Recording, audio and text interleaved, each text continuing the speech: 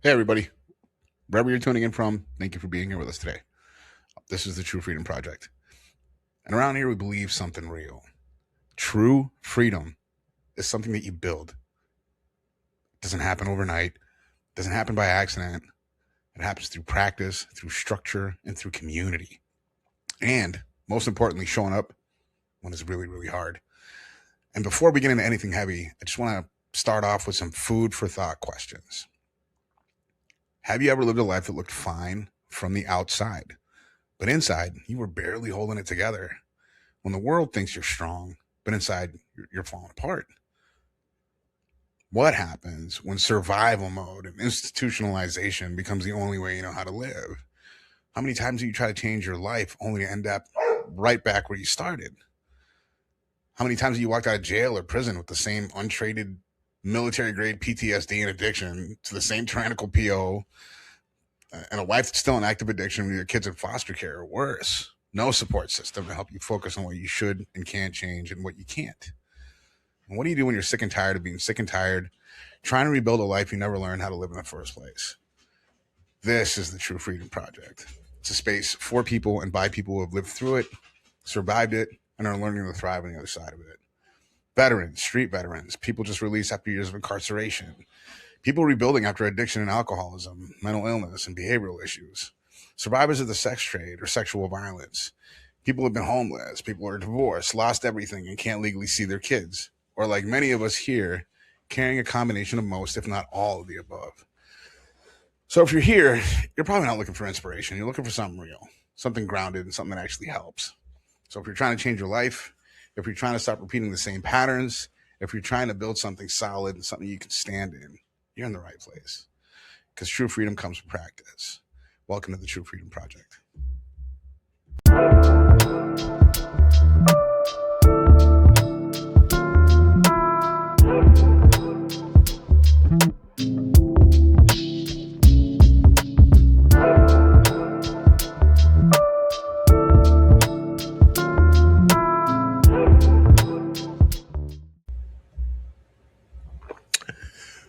Hey, everybody, welcome back to the True Freedom Project. My name's Omar Kabir, and I'm the founder and CEO of Whole Health Veteran Services out here in Milwaukee, Wisconsin. And before we jump into step six, seven, before we jump into step 6, 7, I'm sorry, I couldn't help myself.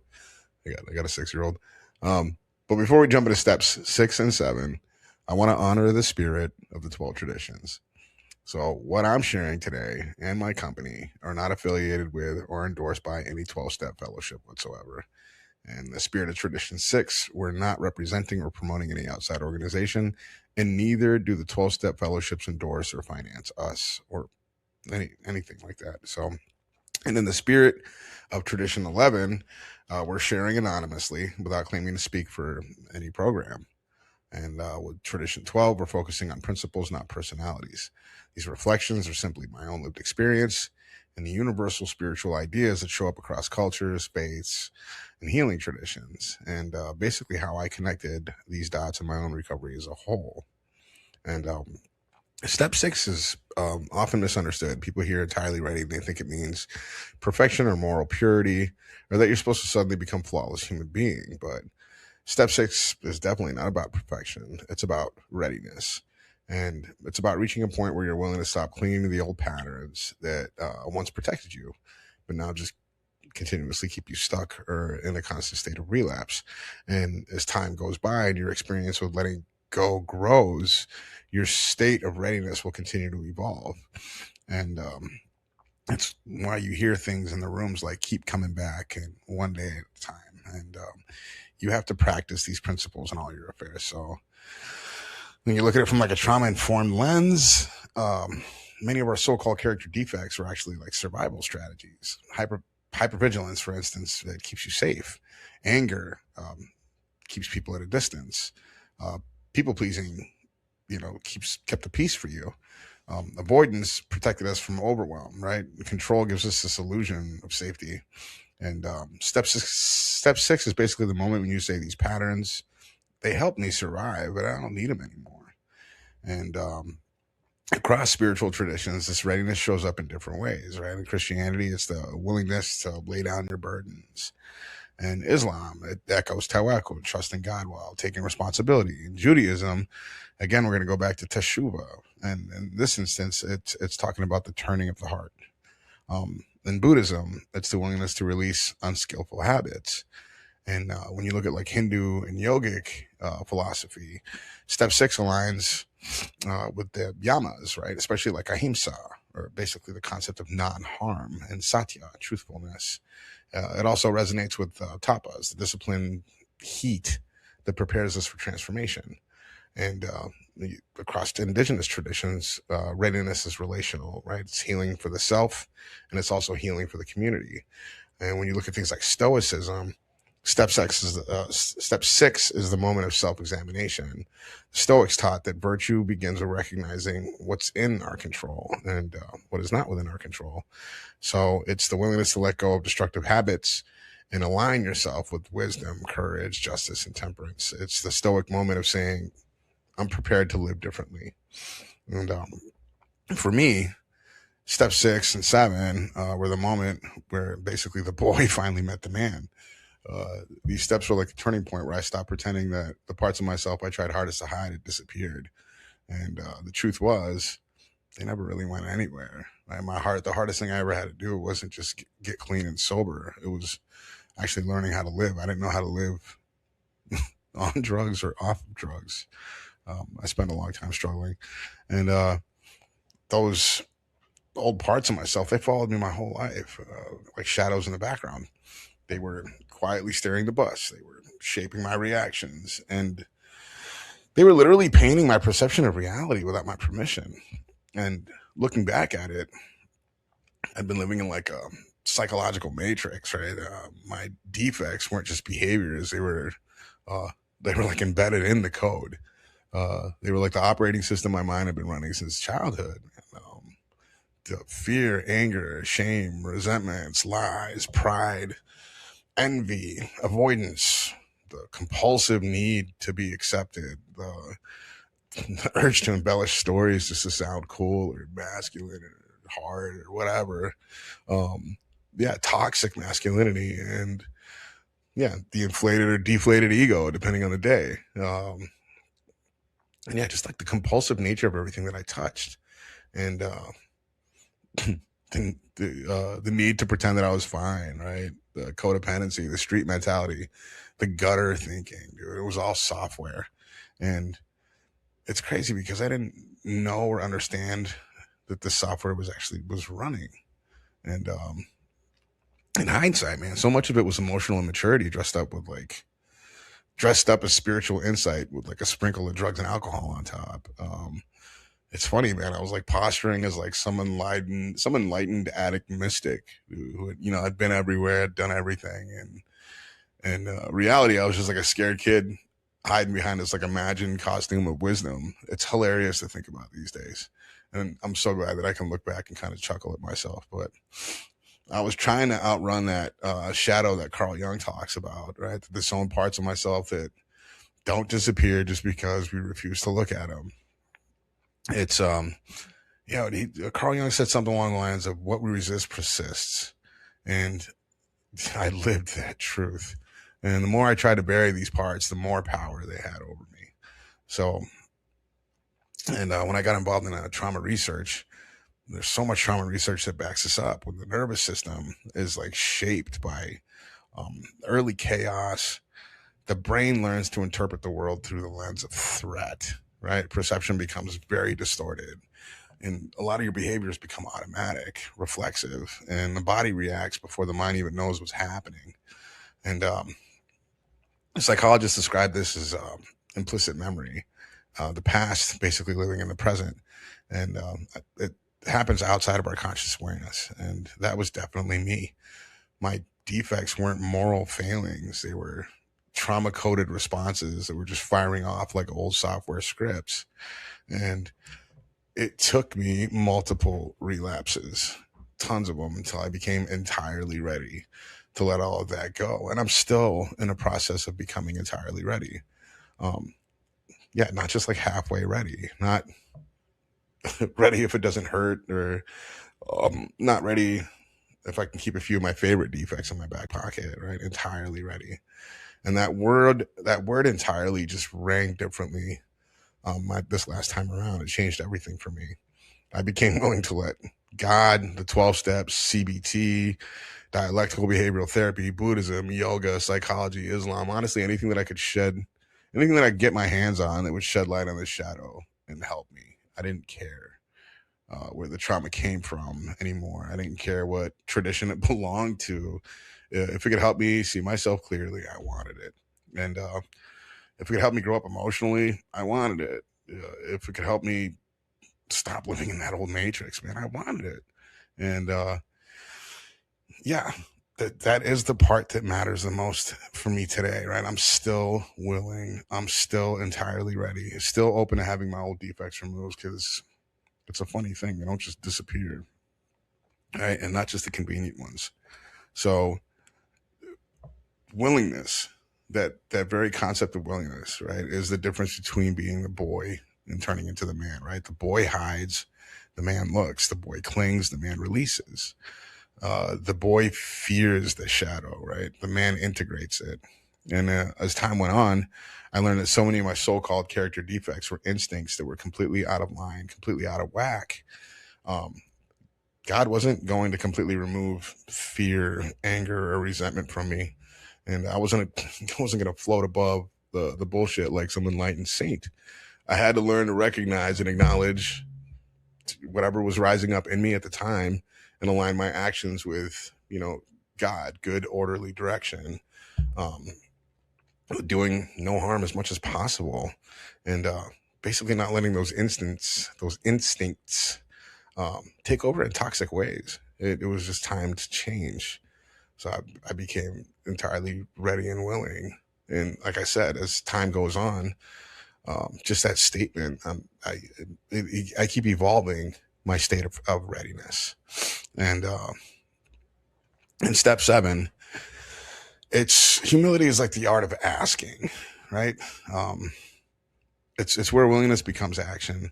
It's where we stop trying to white knuckle it, right? Try to white knuckle your way into transformation, or just think your way into a new state of being. And instead, you open yourself up to help, to guidance, to grace. Humility in step 7 isn't about humiliation. It's not asking you to shrink yourself, right? Or erase who you are. Humility in recovery means accepting your humanity, your limits, your needs, your interdependence. Psychologically, step 7 is the moment someone says, I don't have to fix myself alone. It's like a shift from self-punishment to self-permission. When shame loosens its grip and you allow yourself to be reshaped. And spiritually, humility is absolutely universal. In Christianity, humility opens the heart to grace. In Islam, it's expressed in sujood, like physically, right? It's a symbolic gesture of bowing, and it symbolizes surrender. And Judaism, humility is embodied by Moses himself, right? Not because he was weak, but because he was willing to look for help. He was willing to be guided. In Buddhism, humility arises when recognizing the impermanence of self, right? And I especially liked it this time around, like the Hindu and yogic philosophy. And in step 7, it aligns with niyamas, right? Especially like Ishvara in Pranidhana, you surrender to a higher reality, and Saka, the purification of the old patterns. What haven't we covered yet? Indigenous traditions. Humility is expressed through gratitude, reciprocity, and understanding that healing is communal. You need other people. In Stoicism, step 7, it's like mirrors the practice of accepting your limitations and seeking guidance from reason, from your community, and the shared wisdom of humanity, right? The Stoics taught us that no one is self-sufficient, that growth requires correction, it requires discipline, and just the humility to say that I need some help. So it's for me, it wasn't just about humbly asking for my shortcomings to be removed. It required action. And I mean, like real action. In early recovery, I would just lie about the dumbest things, and I would just sit there and wonder why did I do that? Right? It wasn't malicious. It wasn't strategic. It was just like automatic. It was a reflex wired into who I was before I even picked up a drink or a drug. It ties to a lot of childhood trauma, but we'll get into that in another episode. Step 7 forced me to start telling the truth in real time. Right? I'd catch myself lying, and I'd say, I don't, like, literally, I don't know why I just lied about that. Um, Initially, it was embarrassing, but it was honest. And honesty is the tool that every spiritual tradition hands you: Christianity, Islam, Buddhism, the yamas and yamas of yoga, right? They all give you truth as the first medicine. So I had to start using it. And I slowly started to notice when I was being manipulative, and I tried to correct it. I practiced setting boundaries, this time in healthy ways, instead of using, silence, anger, or avoidance as like weapons. Um, I learned to speak up without being confrontational, right? I learned how to stand up for what I thought was going on, or I thought was wrong, or was harming me, but I wasn't doing it in a way to try to impose my will on somebody else. And but even with all that effort, my defects still pop up without my permission. Um, yeah, beneath conscious thought, like background programs running old hardware. It's yeah, I'd minimize, I'd catastrophize, I'd isolate, uh, I'd cling to comfort like it was oxygen. And I realized over time that these weren't choices; they were old reflexes. And so I started to reach out for help. I mean, a lot. I started getting comfortable with feedback. I started getting comfortable with suggestions, and I'm strangely comfortable with being wrong today. I don't have a problem admitting it, not like I used to. Back then, it was like a slap in the face or just an utter humiliation to be proved wrong. It's like I always had to be right. I'm learning to let go of that still. Um, but I started becoming a student instead of like a self-proclaimed know-it-all. And yeah, I dropped the defenses and replaced them with curiosity. And I read everything that I could get my hands on, meditated. I studied different religious and philosophical traditions. The 8 limbs of yoga this time around really helped me more than I expected. I had no idea I had no idea how deep yoga went, to tell you the truth. I just thought it was the pretty posy, I don't know, the mat yoga stuff, right? It was just all physical. I had no idea. And it does that. That actually helps a lot also, but I just didn't realize how deep it went, right? And it helped me, especially like ahimsa, the commitment to do no harm, and svadhyaya. Am I saying that? Yaya, svadhyaya. The discipline of honest self-study. And mindfulness taught me to pause long enough to see what was actually happening inside of me instead of just reacting from habit. And that took practice. And yeah, strange things started to happen. I started to notice sensations in my body and ask, why is this here? I could look at fear and ask, what is this trying to tell me about myself?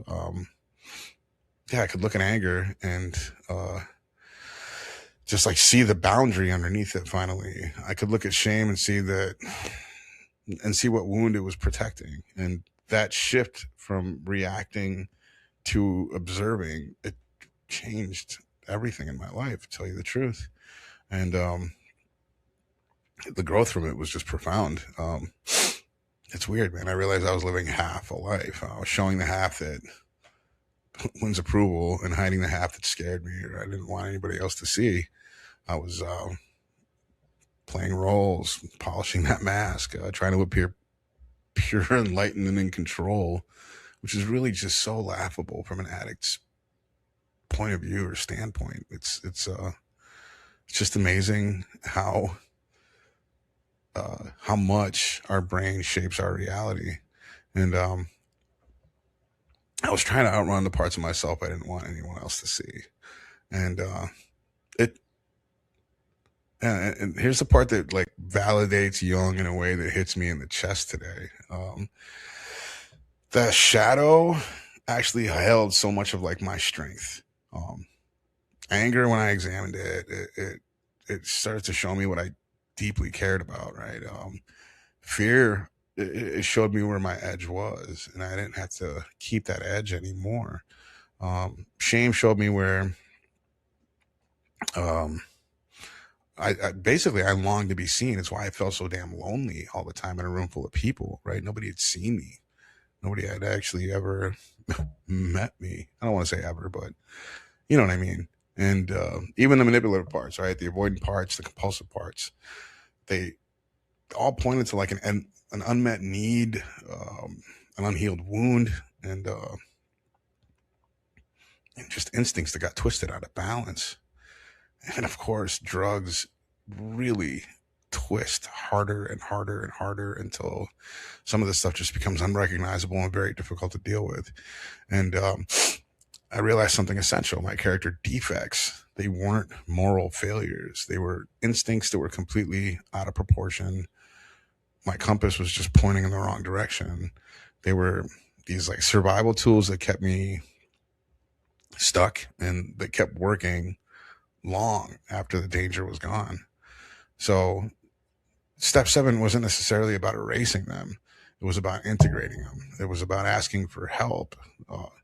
Man, from God, from the 12 steps, from psychology, from yoga, from Islam, from mindfulness.